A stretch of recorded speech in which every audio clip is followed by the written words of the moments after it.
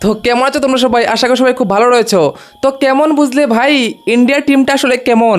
ভাই প্র্যাকটিস তো অনেক দিন ধরেই টিম করেনি, তারপরও কি বুঝতে পারলে ট্রেলারটা কেমন দেখালো? ভাই আমরা তো দেখেছি ইউএই পাকিস্তানের সাথেও খেলেছে, আমরা দেখেছি ইউএই আফগানিস্তানের সাথেও খেলেছে। আফগানিস্তানের স্পিনার নাকি ভাই সব থেকে বেস্ট স্পিনার, সেই স্পিনার নিয়েও আমরা দেখেছি যে ভাই ইউএই একটা ভালো স্কোর কিন্তু করেছে। কিন্তু আমি বারে বারে বলেছিলাম ভাই কুলদীপ, বরুণ চক্রবর্তী এই দুইটা প্লেয়ার যদি খেলে তাহলে তো ভাই 20 ওভার অবধি যাওয়ার প্রয়োজন নেই, তার আগেই গেম খাল্লাস। এবং ভাই আউট অফ দ্য সিলেবাস তো শিবম দুবে চলে এসেছে, যাকে ইন্ডিয়ার কেউ ভাই বলারই ভাবছিল না, সে এসে 3 উইকেট নিয়ে চলে গেছে। তো ভাই এটাই হচ্ছে গিয়ে ইন্ডিয়ার ভাই খাউফ। এবং সেই ডরে তো পাকিস্তান কাঁপছে ভাই, পাকিস্তান ভাবছে শালার একই টিম ভাই দিন দিন আরও ডেঞ্জারাস হয়ে আসছে। আমরা অনেক পরিশ্রম করে মেহনত করে কিছু একটা ভাই করার চেষ্টা করছি, ইন্ডিয়া তো ভাই রিল্যাক্স ঘুরছে খাচ্ছে এবং অনেক দিন পরে সে ভাই খেলছে এবং মনে হচ্ছে যেমন ওরা তো ভাই রেগুলারই গেম খেলে। তো সেই ধরনের একটা ডমিনেটিং পারফরমেন্স এবং ভাই বলে নাকি সবের মধ্যে একটা ভয় ঢুকে দেওয়া যে ভাই ইন্ডিয়া এসেছে, ইন্ডিয়া চ্যাম্পিয়ন হতে এসেছে ভাই এখানে এশিয়া কাপ খেলতে, ঠিক আছে, এসব খেলতে নয় চ্যাম্পিয়ন হতে এসেছে। তো সেই ধরনের একটা খাফ নিয়ে একটা খাফনাক ভাই ম্যাচ দেখতে পেলাম আমরা। তো সবাইকে আগাম বার্তা দিয়ে দিচ্ছি যে ভাই তাণ্ডব লীলার আরেকটা নাম হবে ইন্ডিয়া। এবং যেই দিন এই ইন্ডিয়া প্রথম ব্যাটিং করবে সেই দিন দেখবে ভাই রান কাকে বলে এবং রান কিভাবে বানাতে হয়, ঠিক আছে, সেটা কিন্তু ইন্ডিয়ান ব্যাটিং লাইন আপ দেখিয়ে দেবে। এবং আবারও আমি একটা কথা বলতে চাই ভাই, ইন্ডিয়া স্পিনার নিয়ে আমার একটা ভিডিও ছিল যে কোন দেশের স্পিনাররা নাম্বার 1, এবং সেখানে অনেকেই প্রশ্ন করছিল যে ভাই আফগানিস্তানের স্পিনাররা নাম্বার 1 কেন? তুমি তোমার ফেভারিট দল অর্থাৎ তোমার নিজের দলে ভাই তুমি আজকে ইন্ডিয়াকে নাম্বার 1 রেখে দিলে।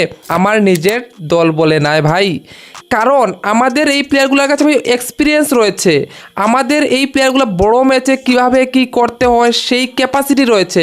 হ্যাঁ, ক্যাপাবিলিটি তো ভাই সবার কাছেই থাকে, ঠিক আছে না, কিন্তু সেই জায়গায় এসে ভাই পারফরমেন্স করাটা সেটা ইন্ডিয়ার মধ্যে রয়েছে। সেই কারণে আমি বলেছি যে ভাই ইন্ডিয়ার স্পিনাররা কিন্তু অন্যদের থেকে আলগা, এবং সেটা প্রমাণ করিয়েছে অক্ষর প্যাটেল, বরুণ চক্রবর্তী এবং আমাদের কুলদীপ যাদব।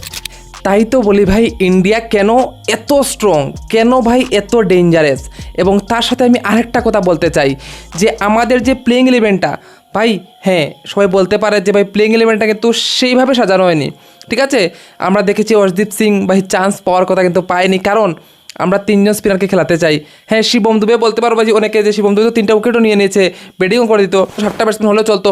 তারপরও চলো টিম যেটা ভাবছে যে না আমরা একটু আলগা করব, ঠিক আছে আমি মেনে নিলাম টিম ডিসিশনটা ভাই, যদিও আমার কাছে এত ভালো লাগেনি। তারপরও যে বিষয়টা হচ্ছে সেটা হচ্ছে ইন্ডিয়ার টিম আর ভাই যে কোনো 11 জন প্লেয়ারকে খেলিয়ে দাও তারা জিতে যাবে, কারণ এটাই হচ্ছে গিয়ে ডিফারেন্স বাকি টিমগুলোর মধ্যে এবং ইন্ডিয়ার মধ্যে। সিমিলারলি আমি অস্ট্রেলিয়ার কথা বলতে পারি, অস্ট্রেলিয়ার ভিতরে কিন্তু সেই ক্যাপাসিটি থাকে, আমরা দেখেছি রিসেন্ট সময়, ঠিক আছে।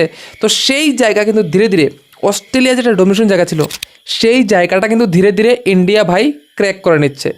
আমরা দেখেছি লাস্ট 2টা আইসিসির টুর্নামেন্টে ইন্ডিয়া চ্যাম্পিয়ন। এইবার যেটা দেখার বিষয় সেটা হচ্ছে পাকিস্তান, অর্থাৎ হ্যাঁ নেক্সট টার্গেট হচ্ছে পাকিস্তান। এবং পাকিস্তানকেও ঠিক এইভাবে হারানো ভাই, শুধু হারানো নয়, পাকিস্তান তো হারবে ভারতের সাথে 100% শিওর, এখানে কোনো গ্যারেন্টি ওয়ারেন্টি যার যা চাই ভাই আমি দিয়ে দেবো, ঠিক আছে, এখানে কোথায় হবে না। কিন্তু ভাই এমনি এমনি হারালে হবে না যে ভাই 18 ওভার 20 ওভারে গিয়ে ফাইট দিল তারপর হারলাম, না ভাই। ওয়ান সাইডেড যদি ইন্ডিয়া প্রথম ব্যাটিং করে ভাই 300 যাই বোর্ডে, হ্যাঁ 300 লাগাও বোর্ডে, তারপর বলো আসো দেখি কী করতে পারো। মানে কী বলবো ভাই, টোটাল ধামাকা। অভিষেক শর্মা যেভাবে ধামাকা করে ভাই এই ম্যাচে আউট হয়ে গেছে, কিন্তু তারপরও আমরা দেখতে পাই যে তার ব্যাটে কীরকম করে। শুভমন গিল কিছুটা প্রমাণ করতে চাইছে যে ভাই জয়সওয়ালকে নেওয়া হয়নি, হ্যাঁ জয়সওয়াল নট আউট ভালো প্লেয়ার, তারপর আমিও সেই স্ট্রাইক রেটে খেলবো। স্কাই রয়েছে, তিলক বর্মা রয়েছে, সঞ্জু স্যামসং রয়েছে, ভাই অক্ষর প্যাটেল, হার্দিক পান্ডিয়া, কী বলবো ভাই এক একটা প্লেয়ার যেমন ভাই তুফান। তো সেই তুফানের সামনে যত বড়ই ভাই এশিয়ার টিম আসুক না কেন মোটেও টিকতে পারবে না আমার মনে হয়। তোমাদের কি মতামত অবশ্যই কমেন্টে বলে দিও, ঠিক আছে। এবং ভিডিওটা ভালো লাগলে অবশ্যই লাইক করে দিও, সবার সাথে শেয়ার করে দিও। তাহলে দেখা হচ্ছে অন্য একটা ভিডিওতে, bye bye, tata, good night.